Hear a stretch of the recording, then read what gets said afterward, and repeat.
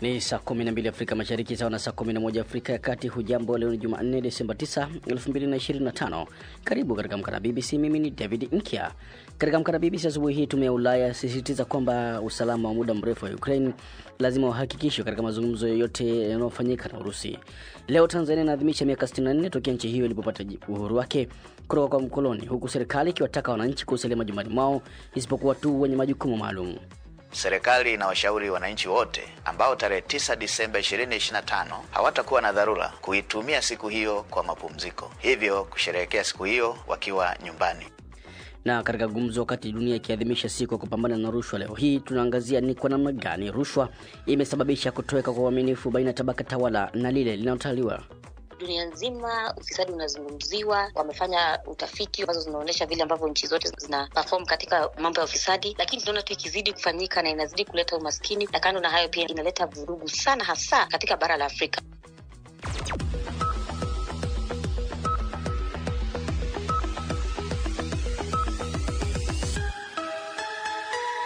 Naam, hayo ni machache kati ya mengi tuliyokuandalia msikilizaji, lakini kwanza ni muktasari wa habari za ulimwengu na msemaji ni Halima Nyanza. Karibu Halima. Asante David. Hujambo msikilizaji. Burundi imeishutumu Rwanda kwa kurusha mabomu kwenye ardhi yake. Waziri wa mambo ya nchi za nje wa Burundi amesema nchi yake ina hofu kubwa na kile ilichokiita msimamo wa kichokozi wa Rwanda. Zaidi na Sambatenzi. Taarifa iliyotolewa kufuatia ripoti kwamba waasi wa M23 wanaoungwa mkono na Rwanda wamekuwa wakisonga mbele kupitia maeneo ya mashariki ya Jamhuri ya Kidemokrasia ya Kongo kuelekea eneo ambalo nchi hizo tatu hukutana. Hatua hiyo imeripotiwa kuwa inasababisha mamia ya wanajeshi wa Kongo na washirika wao, wanajeshi wa Burundi, kusukumwa na kukimbilia nchini Burundi. Jamhuri ya Kidemokrasia ya Kongo inaituhumu Rwanda kukiuka makubaliano ya amani yaliyofikiwa baada ya utiaji saini uliofanyika wiki iliyopita. Maafisa wengine wa polisi wa Kenya wapatao 230 wamewasili nchini Haiti, ikiwa ni sehemu ya kikosi cha jeshi cha Umoja wa Mataifa cha kupambana na magenge ya uhalifu nchini humo. Maelekezo waliopewa wakiwa huko ni kupambana na magenge yenye silaha ambayo kwa sasa yanadhibiti sehemu kubwa ya mji mkuu wa nchi hiyo, Port-au-Prince, na pia katikati mwa nchi hiyo. Takriban wanajeshi 1000 wa Kenya kwa sasa wako nchini Haiti kutumikia kikosi hicho kinachoungwa mkono na Umoja wa Mataifa. Magenge ya uhalifu nchini humo yanatuhumiwa pia kuua watu wengi, kubaka na vitendo vya unyang'anyi. Rais wa Tume ya Ulaya Ursula von der Leyen amesisitiza kwamba usalama wa muda mrefu wa Ukraine lazima uhakikishwe katika mazungumzo yoyote yale yanayofanyika na Urusi. Amesema hayo baada ya mkutano wake na Rais Zelensky mjini Brussels, Ubelgiji, ambapo kiongozi huyo wa Ukraine anafanya ziara barani Ulaya kutaka kuungwa mkono kwenye vita vya Ukraine. Mapema akiwa nchini Uingereza, Rais Zelensky alitoa wito juu ya msimamo unaounganisha kati ya nchi za Ulaya, Ukraine na Marekani baada ya kukutana pia na viongozi wa Uingereza, Ujerumani na Ufaransa. Na watoto kadhaa waliokolewa na vikosi vya ulinzi vya Nigeria baada ya kutekwa kwa wiki 2 sasa wamekabidhiwa na mamlaka katika jimbo la Niger. Wakisinikizwa kwa ulinzi mkali wa jeshi, watoto hao waliwasili katika mji mkuu wa jimbo hilo la Mina na kupokewa na gavana wa eneo hilo. Hii ni BBC. Na muktasari wa habari za dunia umesoma kwako na Halima Nyanza. Unasikiliza Amka na BBC kutoka idhaa ya Kiswahili ya BBC. Ikutangazia kwenye FM, radio wa shirika na internet katika bbcswahili.com. Kwa Tanzania yategea sikio kupitia Radio Kwizera. Kenya ni County FM. Uganda unatupata kupitia Radio Lira, na iwapo upo DRC tusikilize kupitia Radio Muungano Beni. Aidha, unaweza kutufuatilia moja kwa moja katika ukurasa wa Facebook, andika BBC Swahili. Asubuhi ya leo upo nami David Inkia. Karibu. Rais wa Tume ya Ulaya Ursula von der Leyen amesisitiza kwamba usalama wa muda mrefu wa Ukraine lazima uhakikishwe katika mazungumzo yote yanayofanyika na Urusi. Amesema haya baada ya kukutana na Rais Zelensky huko Brussels. Zaidi na Phyllis Mote. Rais wa Ukraine Volodymyr Zelensky alikutana na Waziri Mkuu wa Uingereza Keir Starmer, Rais wa Ufaransa Emmanuel Macron na Kansela wa Ujerumani Friedrich Merz mjini London siku ya Jumatatu ili kujadili toleo jipya la mpango wa amani uliotayarishwa kati ya maafisa wa Ukraine na Marekani wiki iliyopita. Urusi ndio mshambuliaji, na kwa hivyo mpango wowote wa kusitishwa kwa mapigano lazima uwe wa haki na kudumu. Mambo kama haya yanahitaji kazi kubwa, lakini tunapiga hatua na kusonga mbele taratibu. marching forward. Viongozi wa Ulaya wamesema kuwa kazi zaidi inahitajika ili kupata dhamana za kiusalama kwa ajili ya Ukraine, huku Marekani ikishinikiza Ukraine kukubali makubaliano ya haraka na Urusi.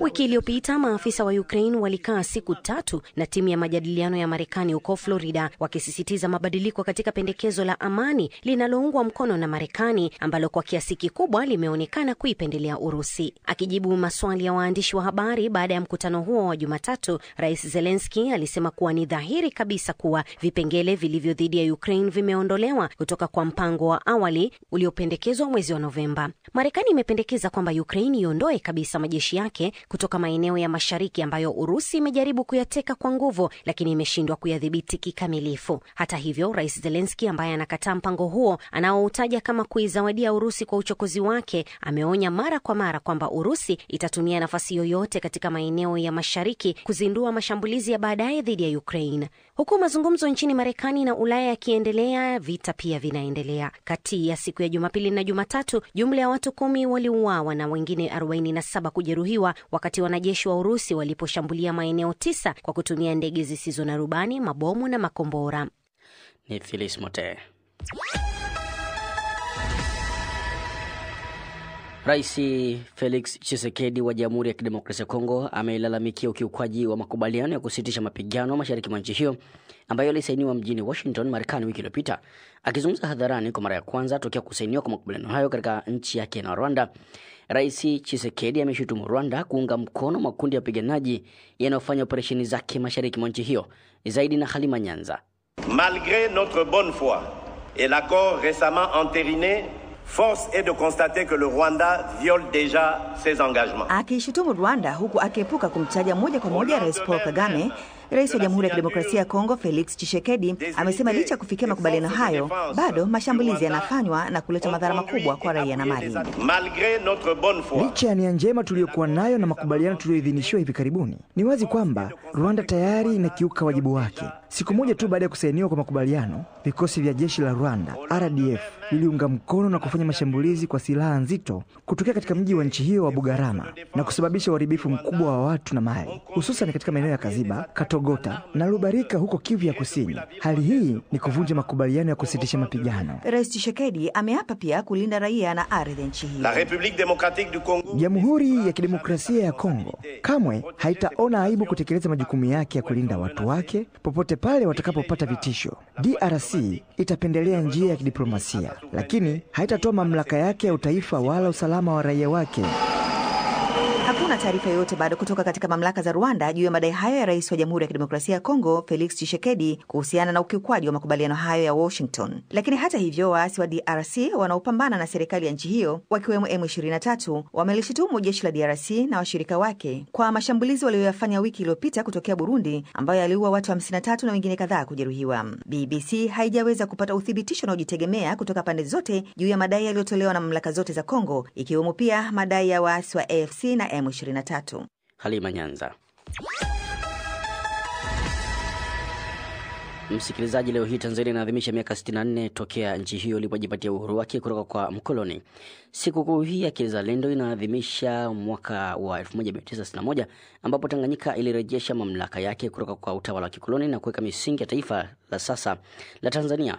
Mwaka huu serikali ilifutilia mbali sherehe za uhuru, huku fedha hizo zikitumika katika ujenzi wa miundombinu iliyoharibiwa katika machafuko hivi karibuni ya uchaguzi. Skola Kisanga anaangazia historia ya nchi hiyo kwa ufupi. Ni tarehe 9 Disemba mwaka 1961 Tanganyika inapata uhuru wake kutoka kwa mkoloni Mwingereza na kuwa chini ya kiongozi wake wa kwanza, Waziri Mkuu Julius Kambarage Nyerere. Miaka 64 iliyopita, chama cha TANU kilichoongozwa na Julius Nyerere kilichukua nafasi muhimu katika harakati za uhuru. Mwalimu Julius Kambarage Nyerere aliongoza Tanzania kwa zaidi ya miaka 20, ambapo utawala wake ulikuwa kielelezo kwa viongozi wengi barani Afrika. Tanzania wanataka mabadiliko. Wasipoyaona, wasipoyapata ndani ya CCM, watayatafuta nje ya CCM. Baadaye kufuatiwa na rais wa pili wa Tanzania, Ali Hassan Mwinyi, aliyefahamika zaidi kama Mzee Ruksa. Yeye aliongoza Tanzania kwa miaka 10, yani mihula miwili. Rais wa tatu akawa ni Benjamin William Mkapa. Awamu ya 4 ni Jakaya Mrisho Kikwete. Akafuatiwa na rais wa awamu ya 5 John Joseph Pombe Magufuli. Huyu alikuwa miongoni mwa viongozi wa Tanzania ambao walikumbana na ukosoaji mkubwa wa kimataifa. Hii ni kutokana na misimamo yake katika mambo ikiwemo uhuru wa habari, masuala ya kuminya asasi za kiraia, kubana upinzani na demokrasia. Alifariki akiwa madarakani mwaka 2021 na nafasi yake ikachukuliwa na aliyekuwa makamu wa rais wakati huo, Samia Suluhu Hassan. Kwa miaka yote hii, Tanzania imekuwa ikijulikana kama kisiwa cha amani, lakini hilo limeingia dosari katika uchaguzi mkuu Oktoba